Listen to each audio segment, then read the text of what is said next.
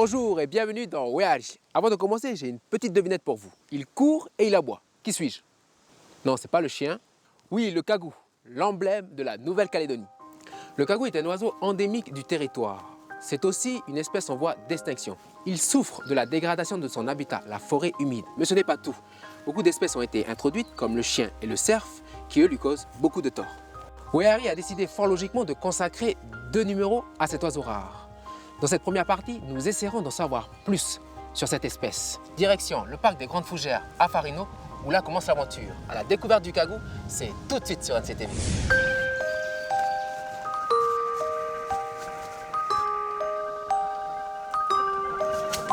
Bonjour Yann. Bonjour. Tu vas bien? Bonjour, oui.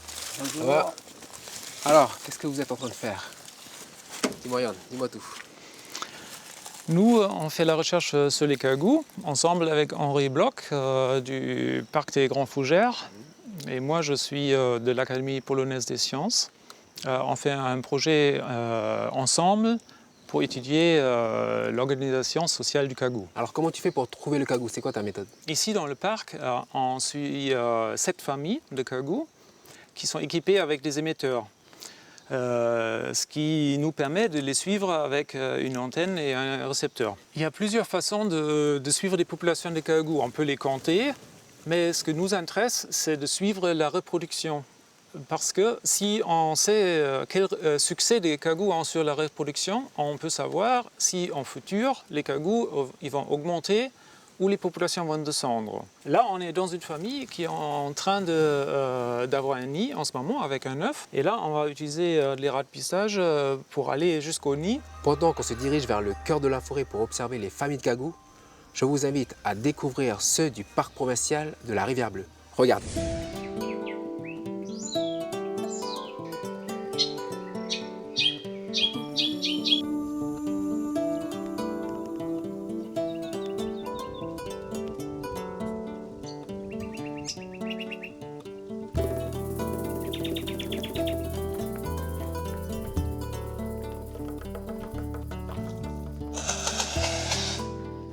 Bienvenue au parc provincial de la Rivière Bleue où je vais vous parler du cagou, oiseau emblématique de Nouvelle-Calédonie.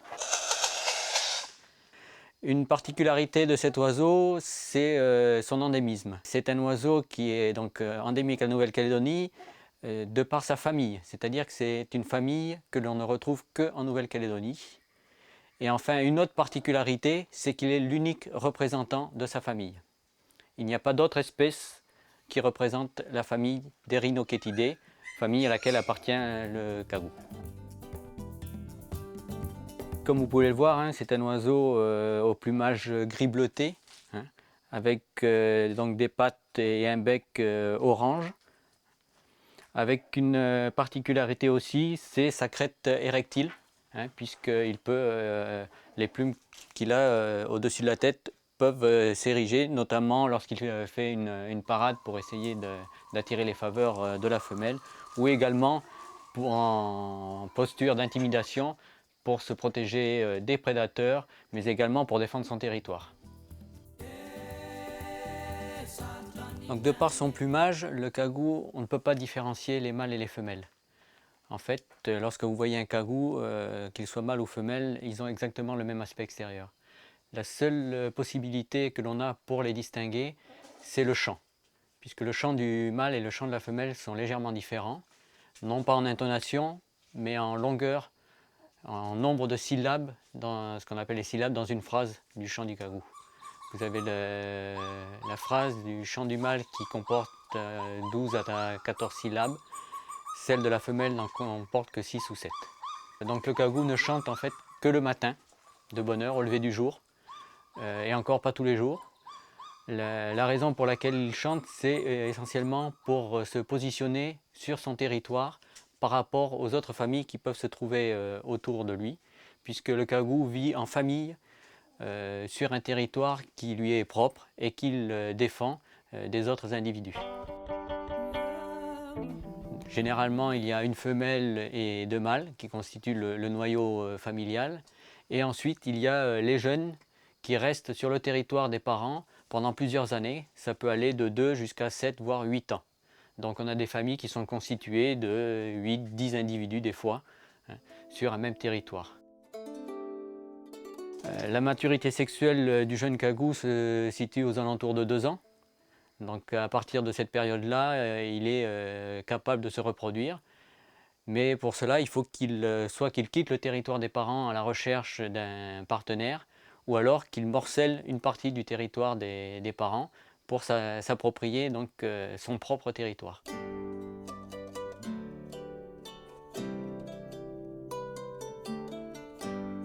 Si aujourd'hui, ici au parc provincial de la Rivière-Bleue, on peut les voir aussi facilement, c'est parce que depuis les années 1984, la province a mis en place un programme de protection et de sauvegarde du cagou pour justement les protéger. En 1984, l'oiseau est classé par l'UICN en danger critique d'extinction, hein, puisqu'il ne restait qu'environ 60 individus ici au parc. Et donc, grâce à ce programme de protection, qui s'est déroulé en plusieurs phases en fait, puisqu'il y a une partie qui s'est déroulée ici au parc, mais également au parc zoologique et forestier, où un programme de reproduction en captivité a été initié pour pouvoir renforcer la population du parc. Et en 1996, le statut du cagou a été revu, puisqu'il est passé de en danger critique à en danger. Donc c'était des très bons signes. En 1999, mon prédécesseur a refait un recensement et là, la population était estimée à environ 500 individus. Hein, donc toujours une population croissante. Et le dernier recensement qui a été effectué en 2009 estimait la population à 750. Donc toujours avec un même protocole de recensement, hein, de façon à pouvoir suivre l'évolution de la population.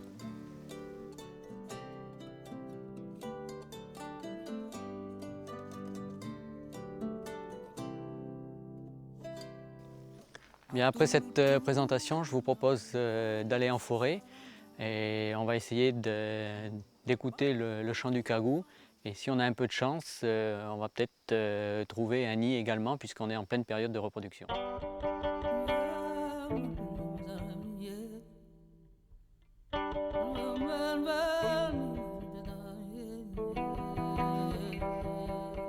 Ce qu'il faut savoir, c'est qu'ici au parc provincial de la Rivière-Bleue, on a probablement la plus grosse population de cagous sauvages protégés, hein, puisque l'estimation qui a été faite en 2009 évaluait la population à environ 700 individus. Une autre grosse population se trouve également dans une autre aire protégée qui est le parc des Grandes Fougères à Farino.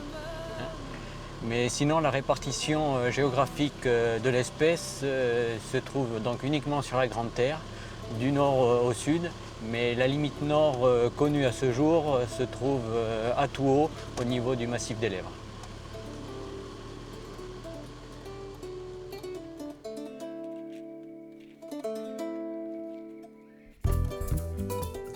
Alors là, on a la chance d'avoir trouvé un nid de cagou. Donc je vais vous emmener voir le cagou en train de couver sur son nid.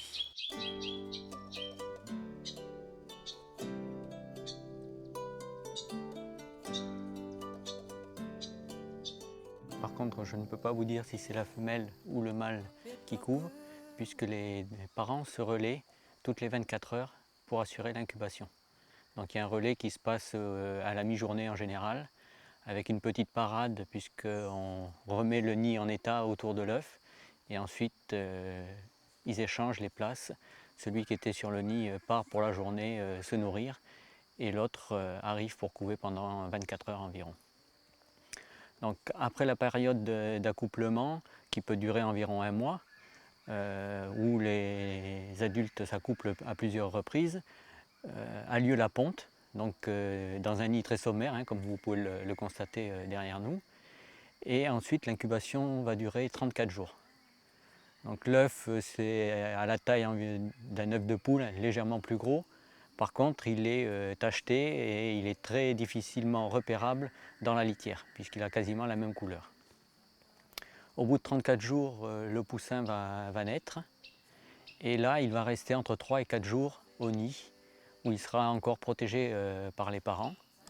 Et il sera nourri non seulement par les parents, mais également par les frères et sœurs des années précédentes, puisque le cagou vit en famille sur un territoire qui lui est propre. Donc pendant 3-4 jours, il reste au nid, et ensuite, progressivement, comme à la manière d'un poussin de poule, il va suivre les parents pour être nourri régulièrement. Alors, dans un premier temps, il va rester dans un rayon très proche du nid, je dirais une quinzaine de mètres, et plus ça va aller, plus il va s'éloigner du nid. Il est encore très vulnérable vis-à-vis des chats, les rats beaucoup moins, hein, puisqu'il a quand même quasiment la taille d'un adulte. Mais voilà, c'est une période critique pour le jeune cagou.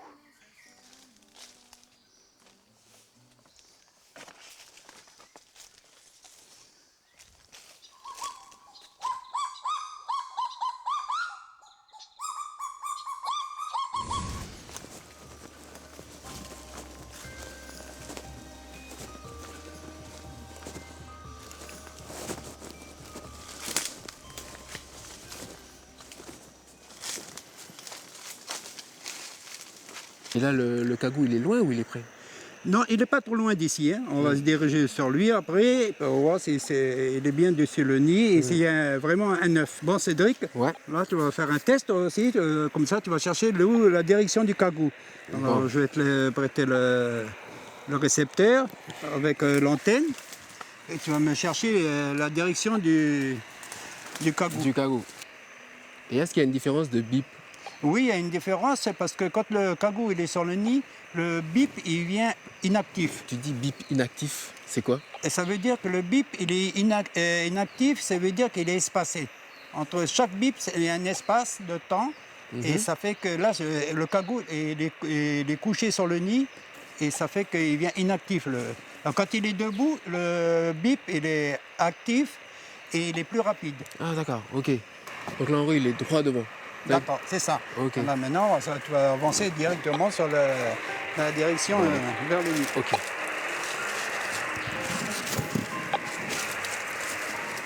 Et là, le cagou qu'on a, c'est lequel? Alors là, c'est le cagou 130, parce qu'on donne un numéro à chaque cagou. Ah, Et là, je sais, on a eu les résultats des ADN, et c'est une femelle. c'est une femelle. C'est une femelle, elle a pondu un œuf. Alors Cédric, quand le signal il est bien fort, ça veut dire qu'on est pas loin du cagou. D'accord. Alors là, il faut aller très doucement, il ne faut pas trop parler trop fort. Hein. Ok? Ok, ça marche. Ok.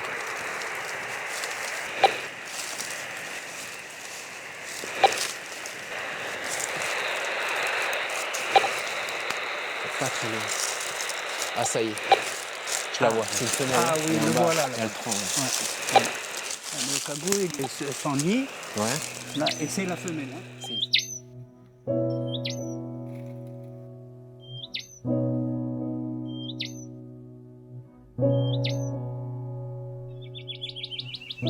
Viens. Excuse-moi, j'en profite un peu comme tu es à côté de moi. Là, la femelle, elle est en train de couver l'œuf. Comment on peut savoir depuis combien de temps l'œuf est arrivé, quoi? Dans ce cas, on sait parce que Henri vient de trouver le nid juste hier. Et ce qu'on fait après pour savoir quel âge à peu près l'œuf, on le pèse parce que l'œuf pèse le plus au début. Et juste avant l'éclosion du poussin, il va peser beaucoup moins. Beaucoup moins, d'accord. Donc avec ça, on peut à peu près estimer l'âge de l'œuf. Est-ce qu'il y a une famille depuis ces années de suivi qui t'a interpellé, qui t'a marqué? On avait eu une famille, on pourrait peut-être même dire un clan, qu'on avait au milieu, un territoire des grands-parents. Tous les jeunes mâles qui se sont installés autour, en fait on avait une totalité de 4 familles autour, qui étaient tous des fils de ces grands-parents au milieu. Et après on avait même la 3e génération des jeunes qui partaient de là-bas. Donc on avait vraiment une grande complexe de familles qui étaient tous liés. Tous les mâles étaient liés pendant les femelles et sont tous arrivés d'ailleurs. D'accord. Tu le racontes, ça me fait penser à la société Kanak, où tu as les parents qui sont là, quand les enfants ils arrivent et que les garçons, puis les filles aussi, et tu as les filles qui partent et les garçons ils restent. Ah, ça me Oui, fait rappeler un tout peu à fait. société, C'est presque pareil, ces systèmes-là. Les jeunes mâles qui s'installent Qui à côté pour leur des territoire. parents et qui sont aussi tolérés. Donc on a vraiment des grandes familles après. Hein,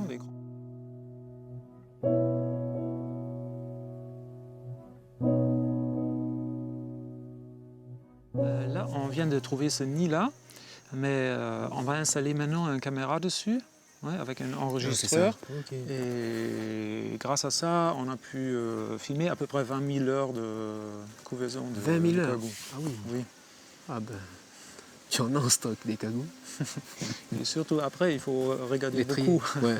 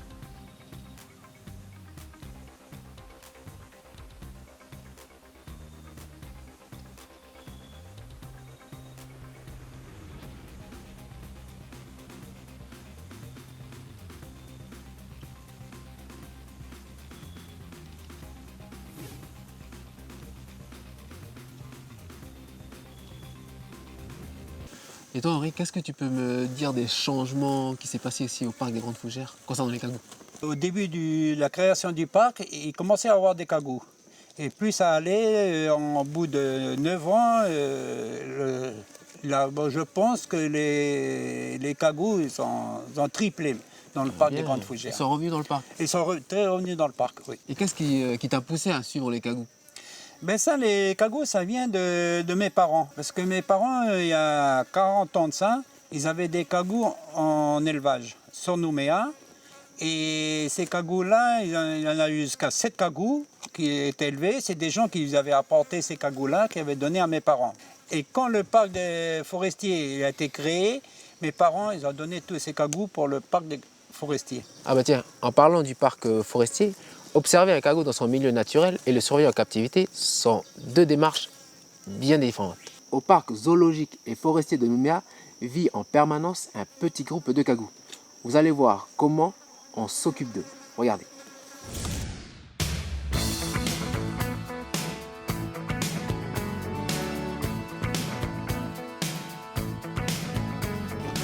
Donc voilà, c'est le type de cage dans lequel on met les jeunes cagous qui arrivent au parc. Donc ils nous sont déposés soit par des associations, soit par des particuliers. Donc pour s'assurer qu'ils puissent se débrouiller seuls pour manger ce qu'on leur donne, on les met dans ce type de volière qui est à la base des volières pour oiseaux. Donc c'est des perchoirs. Mais donc voilà, donc on s'assure qu'ils puissent manger ce qu'on leur donne et dès qu'ils sont prêts, on leur fait un check-up vétérinaire avant de les mettre dans des parcs qui sont quand même plus adaptés à leur milieu de vie.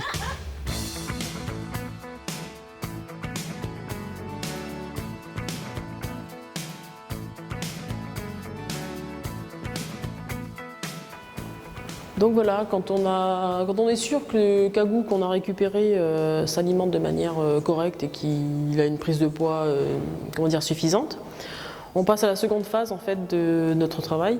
C'est-à-dire qu'on va l'attraper, on va le baguer et on va le sexer pour pouvoir le rentrer dans notre suivi informatique. Donc les cagous, comme vous voyez sur ce tableau, il y a différents diamètres de bagues. Donc pour les cagous, c'est le diamètre 11. Donc voilà, ça c'est du diamètre 11. C'est les bagues qu'on utilise pour les baguer. Donc on a différents types de matériel qui nous permet de faire la mesure. Ensuite, quand nous les avons bagués, on passe au sexage. Donc on récupère les plumes dans un sachet qu'on envoie dans un laboratoire en métropole. Voilà. Dès qu'on a ces informations-là, on peut le rentrer dans le registre spécialement dédié au cagou.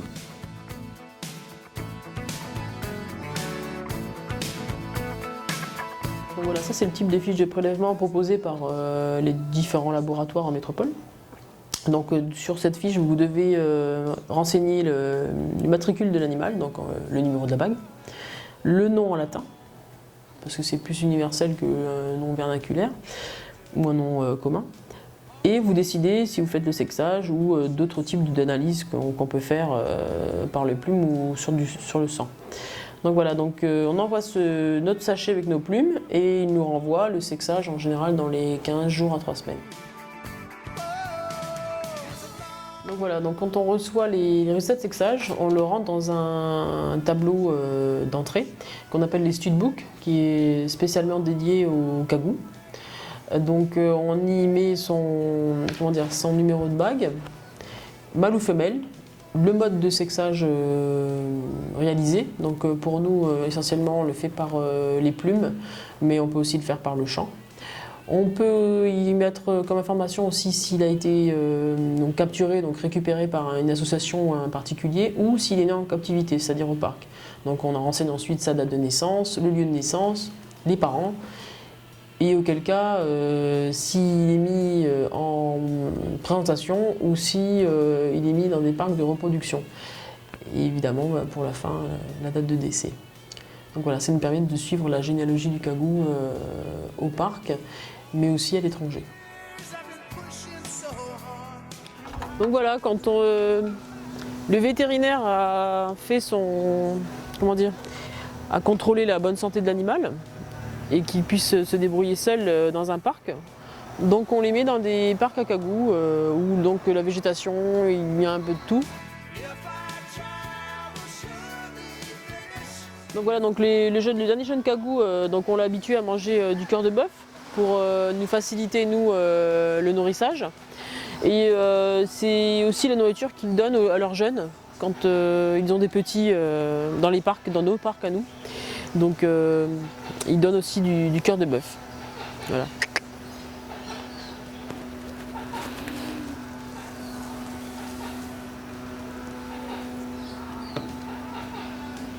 Eh ben, c'est bon, hein.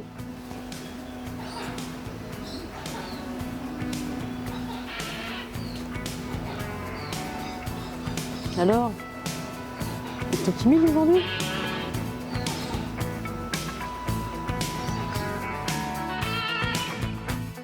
Donc voilà l'itinéraire du cagou à son arrivée au parc. Donc après avoir passé un petit séjour dans les volières isolées et après avoir passé un check-up vétérinaire, ils sont ensuite placés dans des parcs à cagou, soit en présentation, soit hors présentation pour de la reproduction. Donc voilà.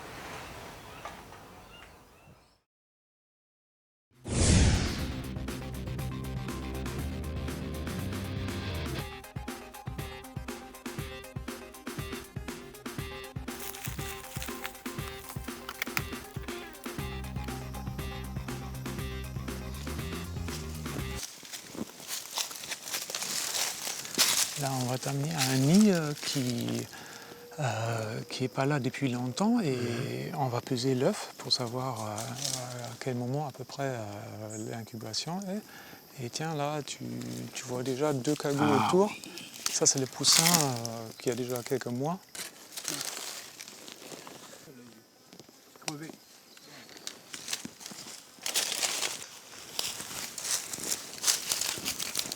Tiens, regarde. Il y a juste le mâle sur le tronc d'arbre. C'est un des 2 mâles.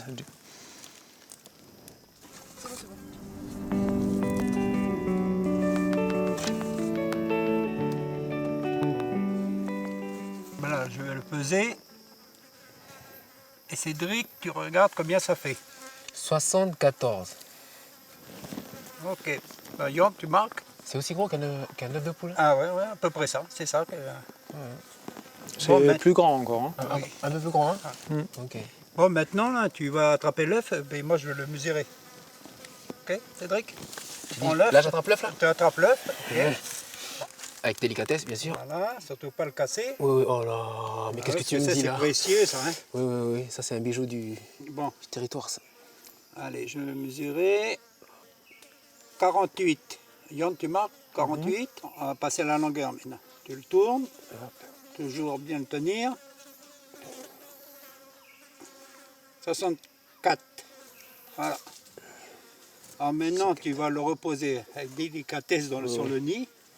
Pas le casser, surtout.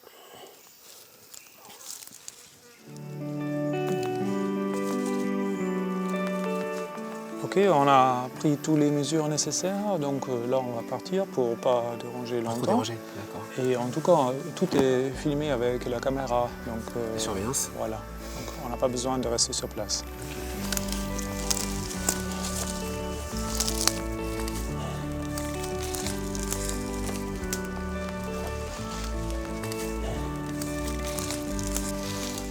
Donc hier, on a vu un peu le travail qui a été fait autour du cagou, mais qu'est-ce qui reste à savoir? Alors, il y a encore beaucoup de choses intéressantes à savoir. Par exemple, ce que nous intéresse le plus en ce moment, comment les cagous forment des nouvelles familles. Donc on veut en principe suivre l'individu de l'éclosion jusqu'à ce qu'il se reproduise vraiment en famille. Et là, au Grand Fougères, ça fait maintenant 3 ans. Et on a des premières familles qui se forment. Donc là, ça devient vraiment intéressant maintenant pour savoir comment ça fonctionne vraiment la formation d'une famille. À quoi ça sert tout ça? Par exemple, quand on remarque qu'il y a beaucoup de familles avec plus qu'un mâle, par exemple, si on veut faire des réintroductions et on veut avoir relativement rapide des bonnes reproductions, c'est peut-être mieux de relâcher toujours 2 frères avec des femelles, parce que si les 2 frères restent ensemble, ils vont probablement s'entraider pour faire des reproductions en derrière. Donc ça pourrait être une méthode pour que le cagou recolonise la grande terre. Oui, J'ai bien compris. exactement. Ok, bon. Merci beaucoup, Yann. Merci aussi. C'est cool. Merci, Henri. Allez, Olé. allez.